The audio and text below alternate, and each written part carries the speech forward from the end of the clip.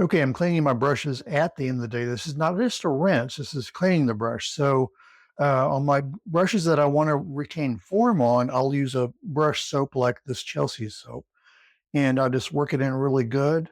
And if I have a lot of brushes, I'll work them all in like this before I start rinsing.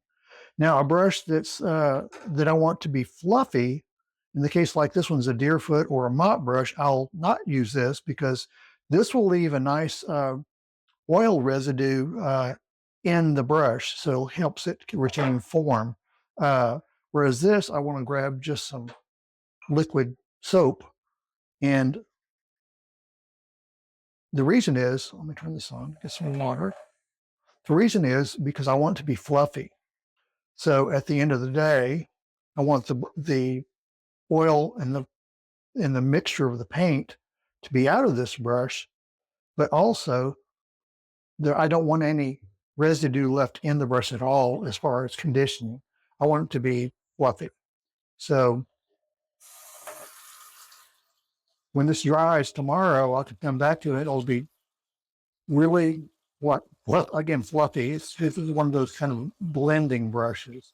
This is the only type of brush that I exclusively use the dishwashing liquid soap on, whereas the other ones I will use some of the bar soap.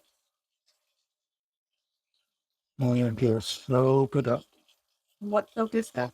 This is the Chelsea's, their bar soap that's for The olive oil on. I think it's olive oil, yeah.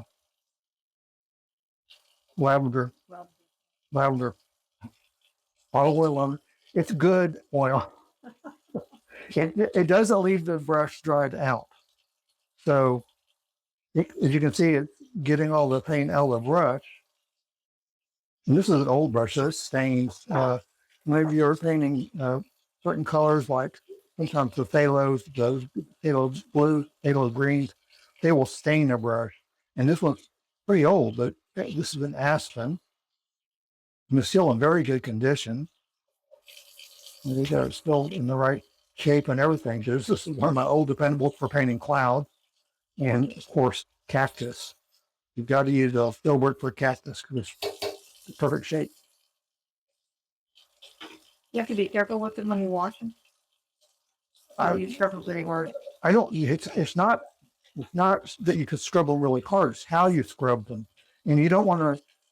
I remember in high school we take brushes and just scrub the heck out of them. But with this kind of thing, what you're doing is you're using the bottom part of the bristles. And you're kind of pulling. You're putting soap into the bristles basically, and then once you get that part done, I just use my finger and thumb to work it in like that, and it finishes the brush off. And then just rinse it. Have you used solvent before you brush out? Oh yeah, but when before, like if I just finished it in a day, I finished the color, I will rinse the brush in the solvent and get all the solvent out of the brush. And then all the brushes I use that day, I will collect them all together and go and clean the brushes. That way, the next day, by the next morning, all these brushes will be ready to go again. And this one here will be fluffy, and these others will be the right shape for me to, again, if it's cactus I'm painting on this one, it'll be great. If it's cloud details, it'll be ready. So there you go.